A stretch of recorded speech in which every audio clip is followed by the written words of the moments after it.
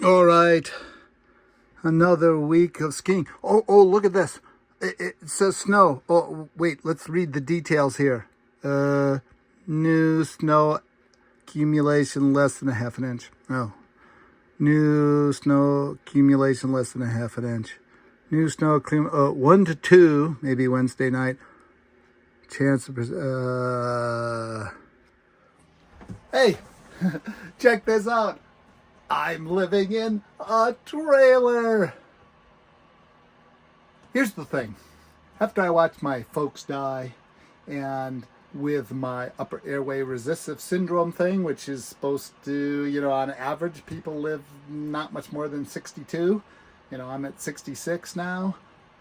Plus, just getting older helps nothing. I decided to dedicate these last few years of my life to going on adventures. And part of that was making significant compromises to how I lived my life to be able to pull that off. Hence the trailer. I now had this semi-nomadic lifestyle where, I'm either road tripping, I'm hanging out here, I'm crashing friend's house. I'm thinking in the last 2.5 years, I've slept in a bed, in a house, maybe 10 days, like max. But here's the thing. This is about having adventures.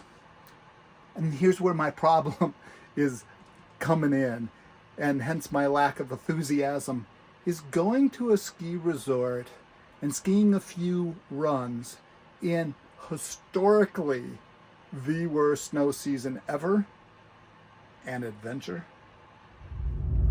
So is this really the best utilization of this time that I have sacrificed for the sake of going on adventures? Let's think about that from a number of different perspectives.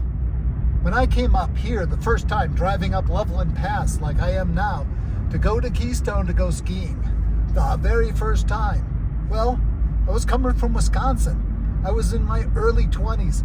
This was an amazing adventure. Big mountains, big views, ski runs that were 3 miles long. It was great.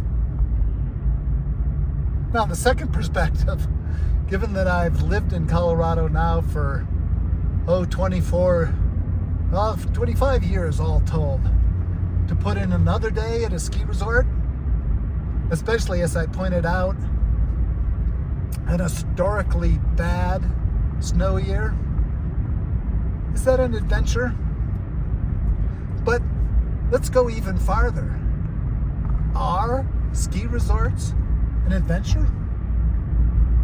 Because they seem kind of like skiing theme parks sometimes.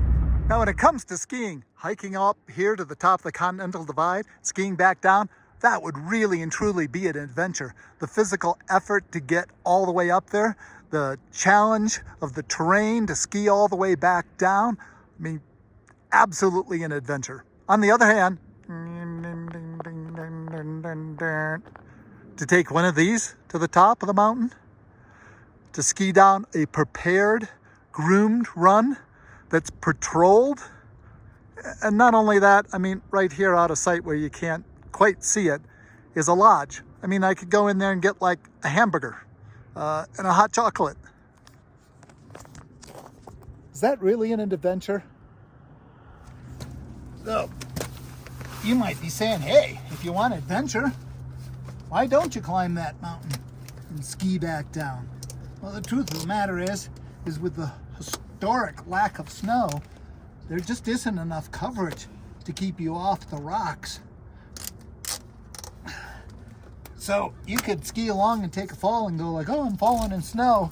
But if it's snow covering a pile of jagged rocks, you could be going home with broken bones and a helicopter bill to the hospital that will take you the rest of your life to pay off.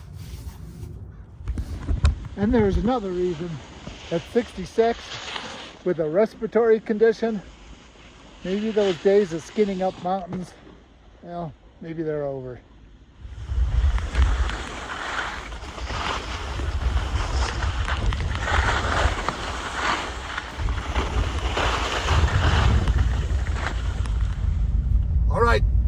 heading back off to the ski resort.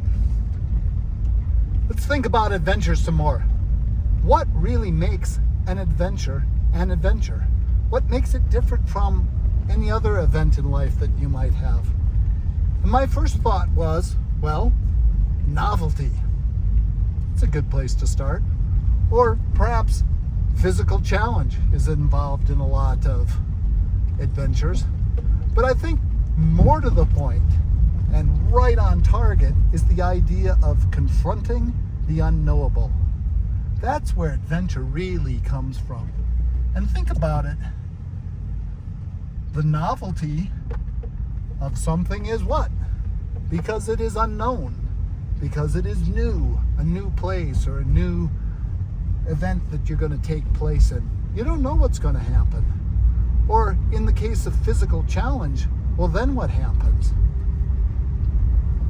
Well, you got to ask yourself, can I pull this off? For instance, can I keep filming over this speed bump and not have the camera fall over? I didn't know until I tried. Take the greatest adventures there ever were in the world. Sir Edmund Hillary and Tenzing Norgay climbing Mount Everest for their first time. That was not only entering the unknown, but the unknowable. Nobody knew if that mountain was climbable, that anybody could make it to the top, that the human body could deal with the thinness of the air. What an incredible adventure. Or for that matter, Thor Heyerdahl building a balsa wood raft and floating across the Pacific. What an amazing thing. Okay, another speed bump. This neighborhood is kind of paranoid about speeders. So, I'm on my way off to Keystone. Am I going to have an adventure? Is there an element of the unknown or the unknowable left in that experience? Well, where I park certainly isn't going to be a novel experience, because I'm really not looking for the adventure of trying to find my car, which is smaller than everybody else's car and also gray. So I'm going to park in the same old place. And then I'm going to hike this same old hike to the lifts, because there simply is no other way to get there. And then take the same old lift. And of course, ski the same old runs, because they're the only ones that are open. And where in all of that is there any sort of novelty for adventure to take root in? But given the choice between getting what I want and being able to have what's actually available, well, it's always best to side with reality. And hopefully, I won't get too jaded, even now, in the world's worst ski season. Because, you know, skiing, still fun. But is this an adventure? This year? In this place? No, doesn't make the grade. Sorry.